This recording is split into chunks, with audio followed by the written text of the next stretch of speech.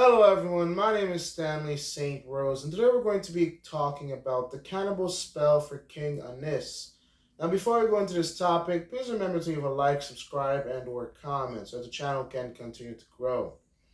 Now, the cannibal spell for King Unis, it's a very interesting topic. Basically what we have here, King Unis in his tomb, they had this story written down on the walls. It was all over the walls. It's a very violent account. And it's pretty much all about King Anis and his hunger for power. Basically, this story that was written on the tomb's walls, pretty much states that Anis, there's a spell for the gods to help him journey through the afterlife. It comes to a point where Anis tells the gods he requires respect or he deserves respect. And then there's a whole story about how he eats the gods. He's a cannibal. He's a god who's eating other gods. Or uh, since it's a cannibal story, Anis is doing the eating here, and he eats up all the gods. The spell allows him to eat all the gods, and by eating all of the gods, he obtains all of their power. And by doing this, he gets to go into forever bliss.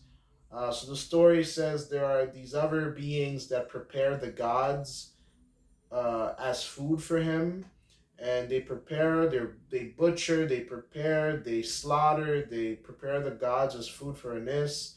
Anis does the eating. He has the adults first, followed, like, he has snack time, dinner time, eating time, and he eats them all up.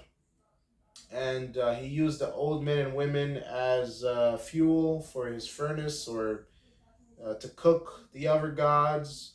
And the legs of the women are used to stir, it's a very dark, very strange cannibal spell for King Anis. But King Anis is brutal. He'll stop at nothing for power and dominance. And this whole account is King Anis devouring gods because he eats all of the stars, he eats all of the gods, and he becomes more powerful than them. And he gets all their perception, their powers, their abilities, because he eats them all up because he's King Anis. So, in terms of deeper meaning and analysis here, this this account is very chilling. It shows you what Egyptians thought about King Anis, how powerful they thought he was. In ancient times, a lot of cultures did believe that their king was somehow divine. So a lot of people believe that kings and pharaohs and things like that were from heaven anyway. So King Anis devouring other gods here.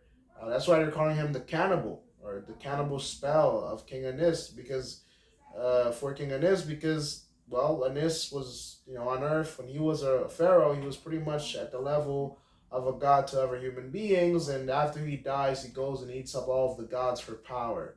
So in the ancient world, power was everything. Authority was everything. Royalty was everything. The pharaoh, the king, got everything that he wanted.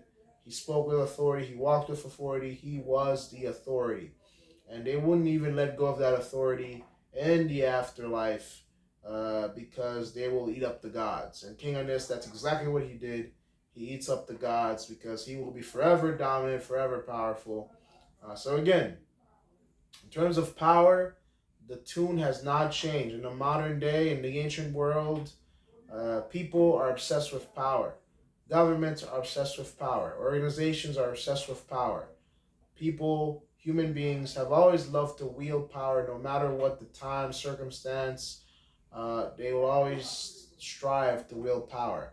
And in this here, even in his tomb, as he dies or as he's laid to rest, his walls read out that he's King Anis, and what he will be doing in the afterlife is eating gods and going on to further bliss.